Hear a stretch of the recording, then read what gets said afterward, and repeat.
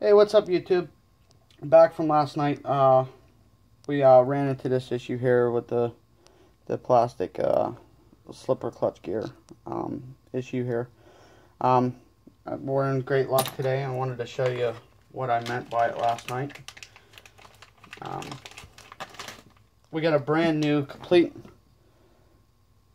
slipper clutch here, brand new. As you can see, the difference between this one here, where my finger's at, and now we can get the comparison to both of them. Now you can see exactly what I'm talking about, what's going on, what's wrong here. Now for this complete slipper clutch, you're gonna need Traxxas part 6878. It'll give you the whole slipper clutch. As you can see, I paid $19, $20 for this at my local hobby store, Hobby Express in Cranberry, PA. Great bunch of people. Very respectable people too. I really suggest, if you're from Pennsylvania, you're in around the area, search up Hobby Express. This is the part I was telling you about that I replaced in my Stampede 4x4. I'm going to be doing it with my Slash 4x4. It helped out a good bit. Not saying that it's not going to wear your bearing down. You always should check your bearings each and every time you run it.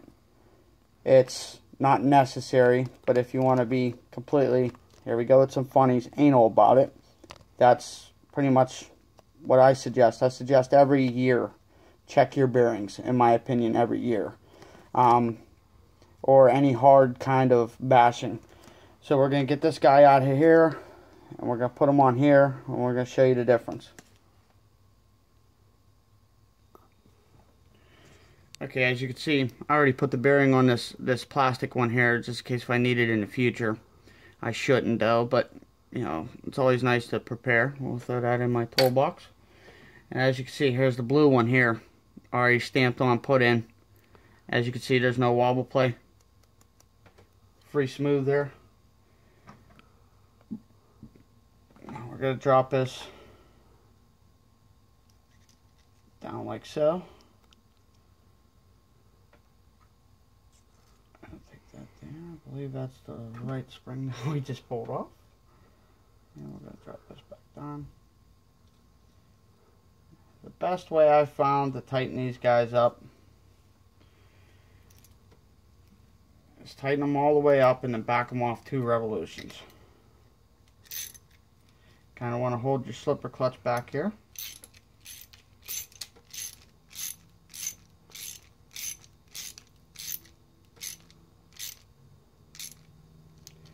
Okay, it's feeling pretty stiff there. We're going to back it back off.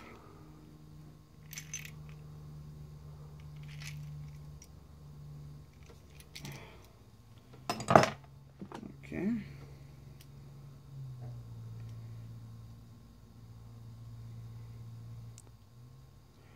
Alright, now we got it back on here. We got it all together. We're going to throw it back in the RC. Okay, so I believe it'll be 2.0. Tighten that little guy up. Got him on there. Bearings on there. Okay. Now, as you can see, I got some wear and tear on my slipper clutch. Or, not slipper clutch, but my hollow point drive shaft that goes all the way through the center of the body. This here is from the slipper clutch bearings laying down in the bottom there and it wrapping up and running around at the revolutions per minute. Of course, this is from hitting the steering servo knuckle. Some of you guys might want to look into that. Sometimes rocks get up in here. Make sure there's no bends in it or whatnot. Drop her down in the hole like so. You see down here, it just went over the cover like it's supposed to. As you can see, it got front wheel spinning now. I'm just moving and rocking back and forth. Now this guy here,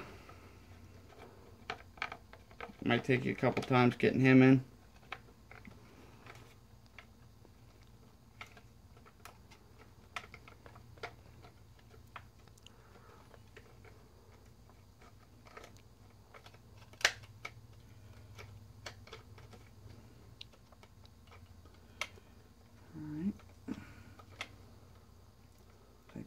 be fighting the gear shaft up top. I'm a little unsure if it's that, or if it's my drive shaft that I'm fighting. It's one of the two.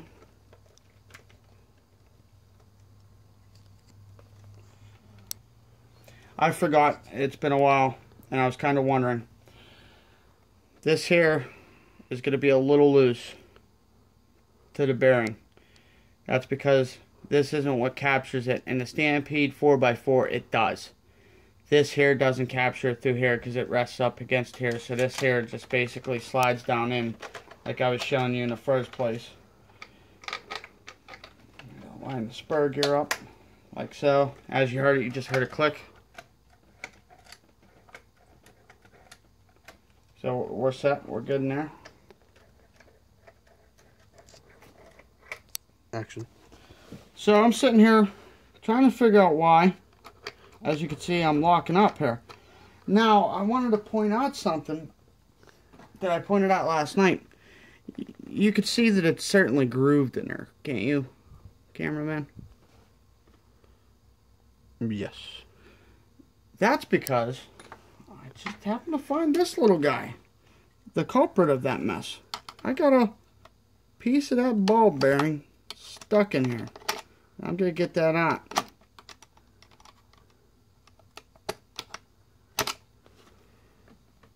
Action. Now you can see it's spinning freely the way it should be. I just went through this whole little nutty trying to figure out what was the culprit. Loosened my spur gear up to my pinion gear. My pinion gear to my spur gear. I'm sorry. Bear with me. It's been a long day for me. We're going to show you how to get that mesh back in. But first, we're going to put the rear end together. One. So, yesterday I brought up this dollar bill and the mesh between the pinion gear and the spur gear. I've been using the same dollar bill on most of my RCs for quite some time. What you do is you back it down underneath, you wind it down like that.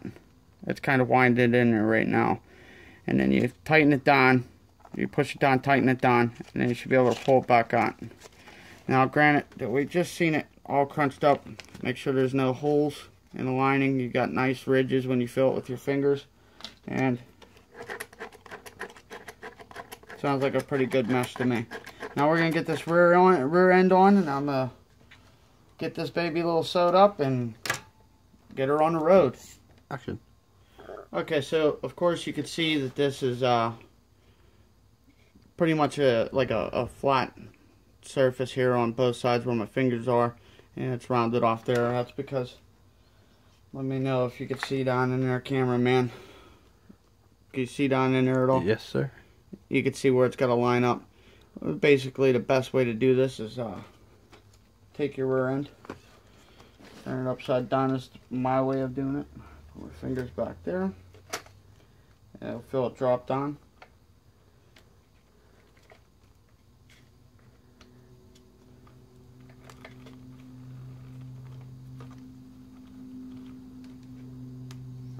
It's gonna make a ladder out of me, I guess, today.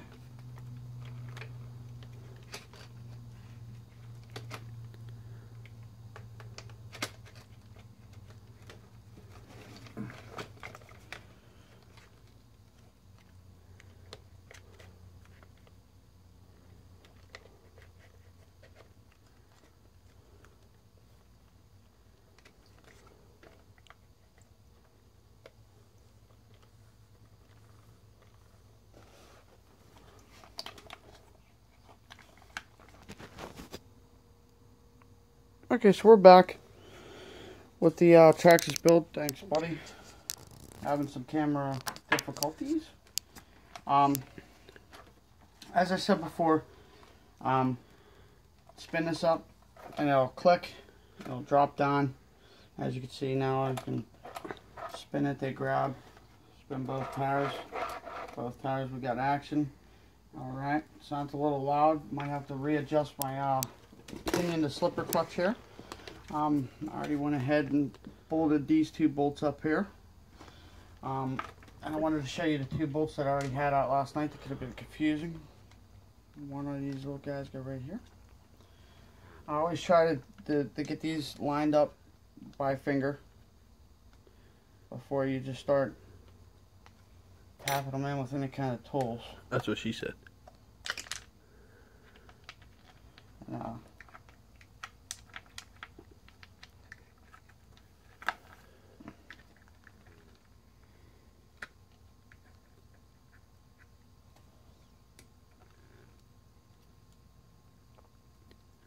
Okay.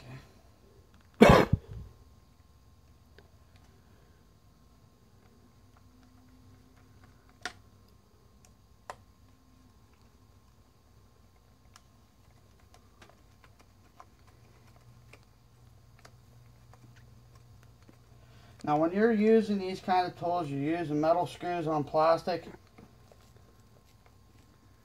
you can tighten down just to where it feels snug.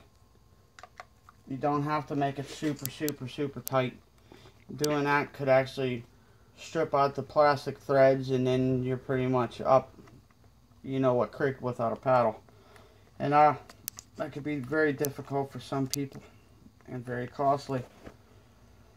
So like I said, I get mine pretty much snugged, and that way I don't run into that crick. Anyways, guys, we're gonna grab my 2-cell lipo. It was sitting up there. Where did we miss? Action. Okay, so we're back here. We're gonna put the 2-cell in here. We're gonna reach up here for a second. Grab the battery or the remote.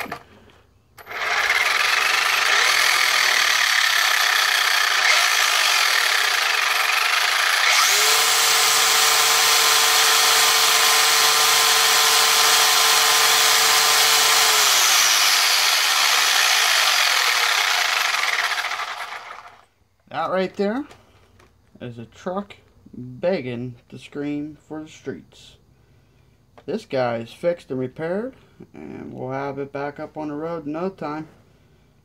So stay tuned. We'll have some bashing videos with this guy. Oh, wait, before we cut, one more little step here. There's a reason why I did what I did, and I wanted to show somebody this. Now, we already just talked about the dollar bill issue and the pinion with spur gear. If you get it too tight, it could overheat your motor. Also too tight, just strip this guy. Then you gotta go buy a new one. Then you gotta go drive to the hobby store. Then you gotta say, hey, I stripped out my spur gear because I listened to this guy, you know, on YouTube.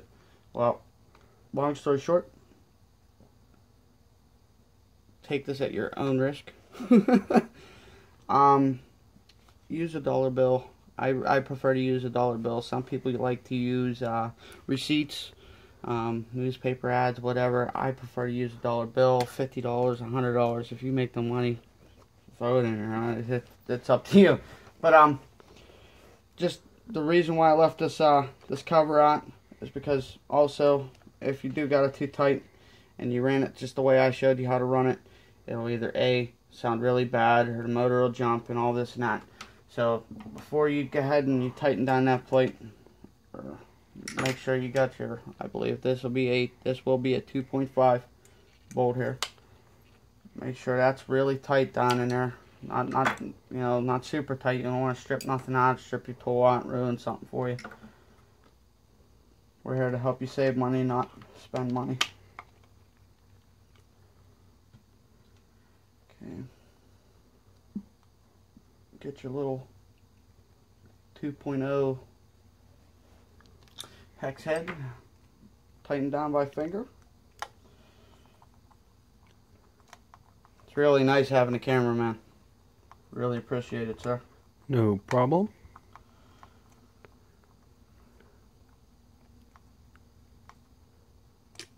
Okay, we got the cap cover on. Oh, other than some dirt, she needs a cleaning and a good bashing. We'll see you on the next video.